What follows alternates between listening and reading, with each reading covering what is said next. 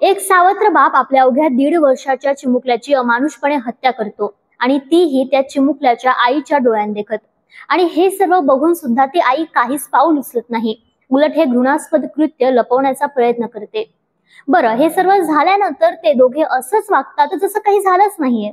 धुळ्यात घडलेल्या या संपूर्ण प्रकरणावरून पडदा उठतो तब्बल 12 दिवसांनी, जेव्हा पोलिसांना त्या चिमुकल्याचा मृतदेह एका शेतात आढळतो. काय आहे हे माणुसकीला काळीमा फासणारे प्रकरण जाणून घेऊया या व्हिडिओतून. नमस्कार, मी दिया आणि तुम्ही पाहताय झेप मराठी. ही घटना आहे धुळे तालुक्यातील रामी गावातील. सुरेखा सोनवणे ही महिला आपल्या 1.5 वर्षाच्या मुलासोबत रामी गावात राहत होती. तिचा पती मध्य प्रदेशात असून दोघांमध्ये मतभेद होते, त्यामुळे सुरेखा ही वेगळी राहत होती. रामी गावातच तिची ओळख लामकाणे गावातील पंकज बागुल याच्याशी झाली. दोघं सागर गिरासे यांचं शेतमजुरीचं काम करीत होते आणि 4 महिन्यांपासून तिथंच राहत होते. या काळात दोघांमध्ये प्रेम संबंध जुळले, परंतु पंकजला लहानग्या कार्तिकचा त्रास वाटायचा, त्यामुळे तो त्याच्यावर नेहमीच राग काढत असे. या दुर्दैवी घटनेच्या दिवशी कार्तिक रडत असल्याने दारूच्या नशेत असलेल्या पंकजने रागाच्या भरात कार्तिकला जमिनीवर आपटलं आणि त्यातच कार्तिकचा जागीच मृत्यू झाला.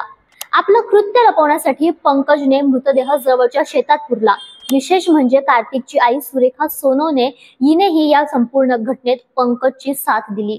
हे सर्व उघड झालं जेव्हा सागर गिरासे यांच्या लक्षात आलं की कार्तिक काही दिवसांपासून दिसत नव्हता. त्यांनी सुरेखा आणि पंकजकडे विचारणा केली, तेव्हा त्या दोघांनी तो गावी गेलाय असं सांगितलं. मात्र या गोष्टीचा संशय आल्यानं गिरासेंनी पोलिसांना याबाबत माहिती दिली.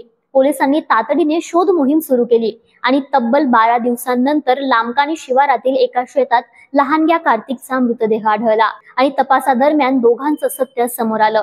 या प्रकरणी सोनगीर पोलीस ठाण्यात खुनाचा गुन्हा दाखल करण्यात आला असून सावत्र बाप आणि आई या दोघांनाही पोलिसांनी बेड्या ठोकल्यात. वेगळ्या आणि ताज्या बातम्यांसाठी पाहत रहा झेप मराठी, आरसा महाराष्ट्राचा.